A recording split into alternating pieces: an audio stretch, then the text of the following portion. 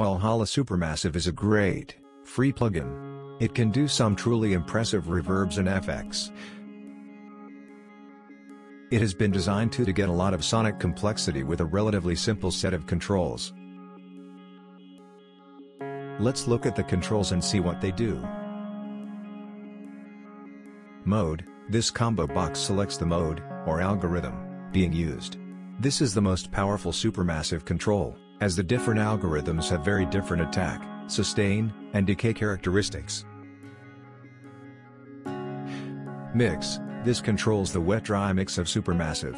0% is a completely dry signal, 100% is only the reverb delay signal, and values in between mix in different amounts of the reverb signal.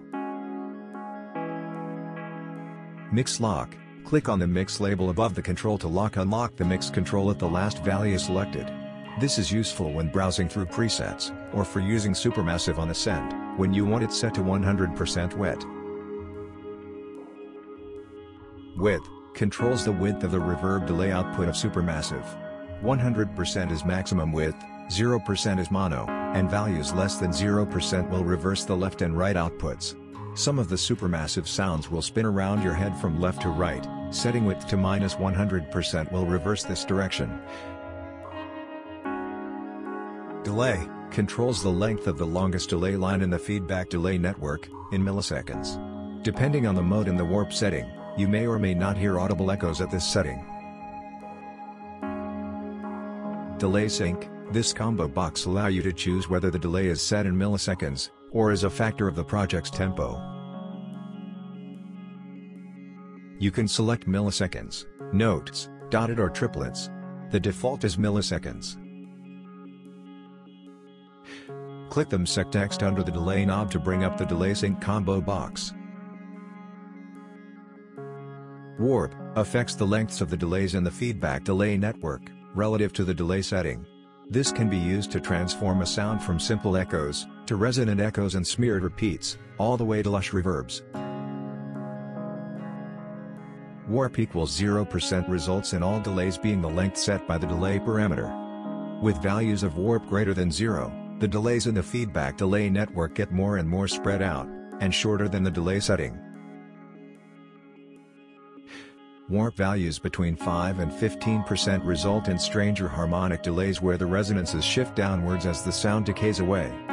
Warp settings between 20 and 50% result in delay clusters where the initial delay is smeared, and repeats gradually become more reverberant. Warp settings greater than 50% result in more reverberant sounds. Feedback controls the amount of feedback around the delays in the feedback delay networks. Larger values will result in longer decays. For some of the modes, the feedback setting will also affect the initial attack time of the sound. See the mode's blog post for more info. Density controls the perceived number of echoes in the output. Density works by changing how the various delays are mixed with each other. A density value of 0% means that the delays are in parallel and/or series, with no further mixing. Density values greater than 0% will increase the mixing between delays, which increases echo density. This will also increase the crossfeed between the left and right delay outputs. At 100% density, all of the delays are fully mixed. This is recommended for more conventional reverbs. Mod rate controls the rate of the delay length modulation, in hertz. This controls a multi-phase sinusoidal oscillator, for lush chorusing and ensemble effects. Mod depth controls the depth of the delay rate modulation. The depth also varies as a function of the mod rate, so you can have faster modulation without getting out of tune. A mod depth of 0% will result in a drier sound, and will also make some of the warp artifacts more audible.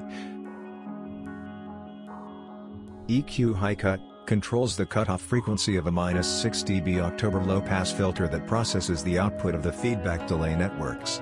Useful in reducing the amount of high frequencies in the signal. EQ low cut controls the cutoff frequency of a -6 dB October high-pass filter that processes the output of the feedback delay networks. Useful in reducing the amount of low frequencies in the signal.